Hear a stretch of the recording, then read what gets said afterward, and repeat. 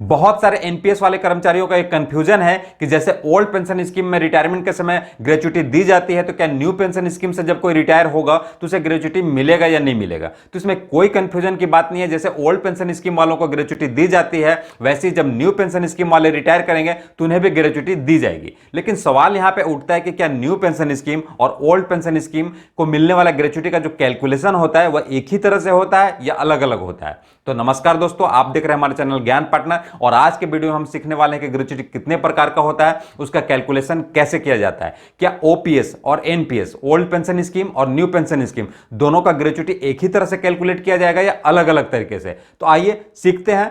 लेकिन उससे पहले मैं बता दूं, अगर आपने हमारा सीसीएस पेंशन रूल का पार्ट 1, पार्ट 2, पार्ट 3 वीडियो नहीं देखा है तो पहले उसे देख लें, ताकि आप सीसीएस पेंशन रूल 1972 को अच्छी तरह से सीख लें। तो आइए शुरू करते हैं। ग्रेच्युटी तीन तरह के होते हैं: सर्विस ग्रेच्युटी, रिटायरमेंट ग्रेच्युटी और डेथ ग्रेच्युटी। ग्रेच्युटी को आपने सुना होगा कि डीसीआरजी भी बोला जाता है। मतलब डीसीआरजी का फुल फॉर्म हुआ डेथ कम रिटायरमेंट ग्रेच्युटी। सबसे पहला है सर्विस ग्रेच्युटी। जब कोई इंप्लॉय 10 साल का क्वालिफाइंग सर्विस कंप्लीट नहीं करता है तो उसे पेंशन नहीं मिलता है। पहले मैं बता चुका हूं कि पेंशन के लिए 10 साल की क्वालिफाइंग सर्विस जरूरी है। तो जब कोई व्यक्ति 10 साल का क्वालिफाइंग सर्विस पूरा नहीं करता है तो उसे क्या मिलता है? सर्विस ग्रेच्युटी मिलता है। मतलब पेंशन के बदले उसे क्या मिल रहा है? सर्विस ग्रेच्युटी मिल रहा है। और इसका रेट क्या होता है? तो इसका रेट होता है half months emoluments for every completed 6 month period of qualifying service. Half month emoluments मतलब उसका जो इमोल्यूमेंट्स है, इमोल्यूमेंट्स क्या होता है तो मैंने नीचे ब्लू कलर में लिख दिया है। इमोल्यूमेंट्स मतलब बेसिक पे plus DA plus NPA. NPA means non practice allowance. तीनों को जोड़ देंगे तो उसे ही हम लोग बोलेंगे इमोल्यूमेंट्स। तो मंथली जो इमोल्यूमेंट्स है उसको हाफ कर देंगे, और जितना भी क्वालिफाइंग सर्विस है उसमें कितने कंप्लीटेड 6 मंथ वो कंप्लीट किए हैं। जैसे कोई अगर 4 साल का सर्विस है तो 6 मंथ कितने कंप्लीट किए? 8। एक साल में 2 छमाही होता है तो 4 साल में 8 छमाही होगा, तो उसको 8 से मल्टीप्लाई कर देना है। Half months of emoluments for every completed 6 monthly period of qualifying service. ये रेट से उसे क्या मिलेगा? सर्विस ग्रेच्युटी मिलेगा।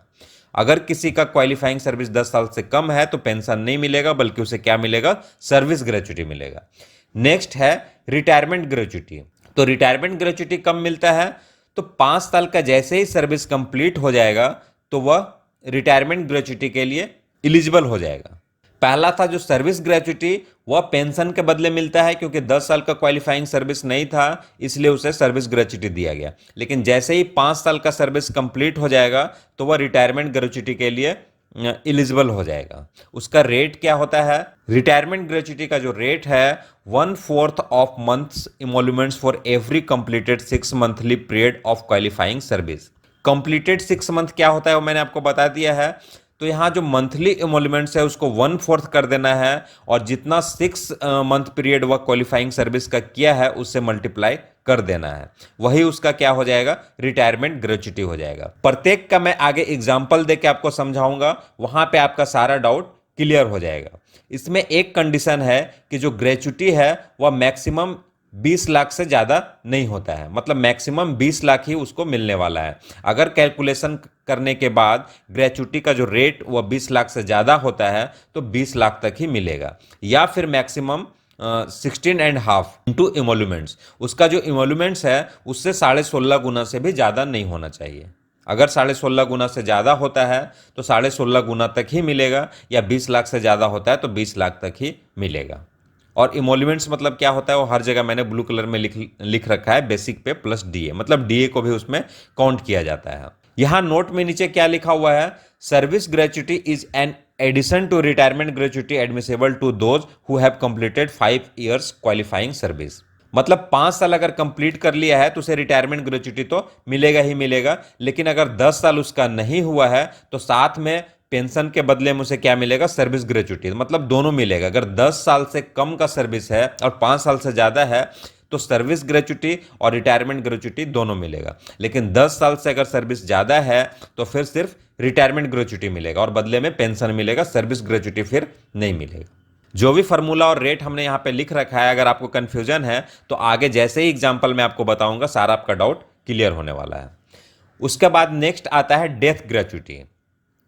डेथ ग्रेच्युटी कब मिलता है? जब किसी व्यक्ति की डेथ सर्विस करते हुए हो जाती है तो उसे क्या मिलता है? Death gratuity. उसका रेट क्या होता है?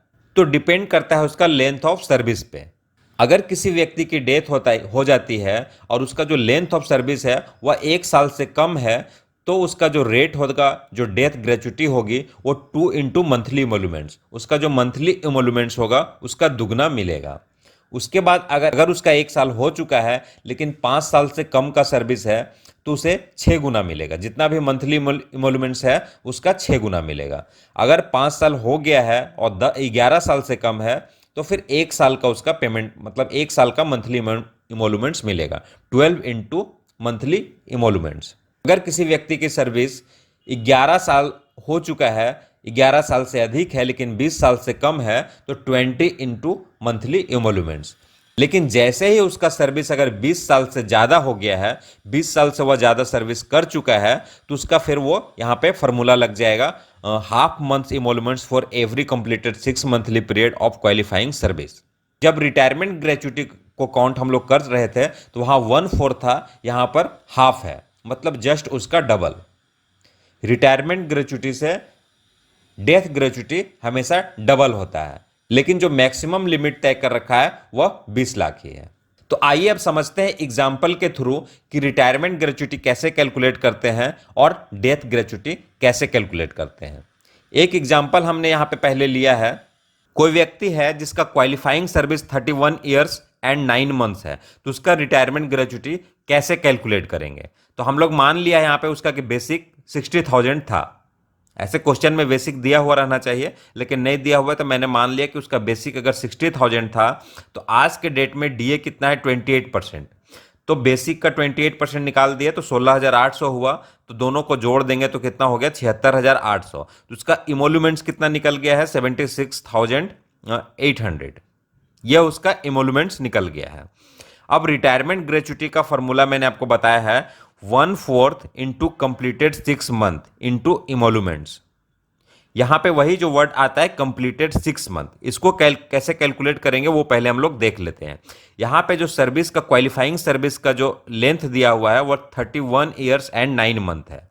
तो सबसे पहले 31 ईयर्स को ले लिया है, तो 31 ईयर्स में कितने 6 मंथ आते हैं? तो 62। एक साल में 2 छमाही होते हैं, तो 31 ईयर्स में कितने 6 मंथ हो गए? 62। उसके बाद जो 9 मंथ में है उसमें से एक 6 मंथ को ले लिया तो अभी एक 6 मंथ हो गया, अब बच गया 3 महीना। तो यहां पे रूल बनाया गया है कि जब 3 महीना कंप्लीट हो जाता है तो उसे टोटल 6 मंथ में काउंट कर लेते हैं। तो 3 मंथ को भी एक छमाही काउंट कर लिया जाता है। अगर 3 महीना से एक दिन भी कम है तो उसको इग्नोर किया जाता है, फिर उसको 0 हम लोग काउंट करेंगे। अगर किसी का सर्विस 31 ईयर्स 8 मंथ रहेगा तो लास्ट वाला जो हमने 3 मंथ्स को एक लिया वहां पे 0 हो जाएगा। तो इसका जो टोटल 6 मंथ कितना हो गया? 64। अगर एक महीना कम या एक दिन भी कम रहता तो 63 हो जाता। तो 31 ईयर्स एंड 9 मंथ्स का कितना 6 मंथ हो गया? 64। यहां पे फॉर्मूला हमने क्या लिखा है? Retirement gratuity equal to 1/4 × completed 6 month into emoluments. तो यहाँ 1/4 कंप्लीटेड 6 मंथ कितना हो गया? 64, और इमोल्यूमेंट्स कितना निकाल रखा है हमने? 76,800। इसको कैलकुलेट करेंगे तो कितना हो जाएगा? 12,28,800 रुपया। इसका जो रिटायरमेंट ग्रेच्युटी कितना बनेगा? 12,28,800। अब हम लोग सीखते हैं डेथ ग्रेच्युटी। अब सेम कंडीशन में हम लोग निकालते हैं कि डेथ ग्रेच्युटी कितना होगा अगर qualifying service 31 years and 9 months है तब। यहां पे भी सेम हमने मान लिया है, बेसिक भी सेम ही ले लिया, 60,000 है। डी 28% कैलकुलेट किया तो 16,800, मतलब इमोल्यूमेंट्स तो वही आ गया 76,800। और जो पीरियड यहाँ पे सेम रखा हुआ है 31 ईयर्स एंड 9 मंथ्स, तो टोटल जो कंप्लीटेड 6 मंथ भी होगा वो कितना होगा? 64 होगा। तो डेथ ग्रेच्युटी का फॉर्मूला क्या होता है? Half into completed 6 month into emoluments. तो हाफ कंप्लीटेड 6 मंथ्स यहाँ पे 64 है और इमोल्यूमेंट्स है 76,800। तो इसको मल्टीप्लाई कर देंगे तो कितना निकल जाएगा? 24,57,600। लेकिन यहाँ पे रॉन्ग का साइन इसलिए दिया हुआ है क्योंकि जो मैक्सिमम लिमिट हमारा है वह 20 लाख का है, तो इसे कितना मिलने वाला है? 20 लाख मिलने वाला है। भले कैलकुलेशन करके यहाँ पे 24 लाख आ गया है, जो मैक्सिमम लिमिट हमारा तय किया गया है वह 20 लाख है। तो इस व्यक्ति को कितना मिलेगा डेथ ग्रेच्युटी? 20 लाख रुपया मिलेगा। उम्मीद है रिटायरमेंट ग्रेच्युटी और डेथ ग्रेच्युटी दोनों कैलकुलेट करना आप सीख गए होंगे। कोई भी कंफ्यूजन है तो आप कमेंट बॉक्स में पूछ सकते हैं।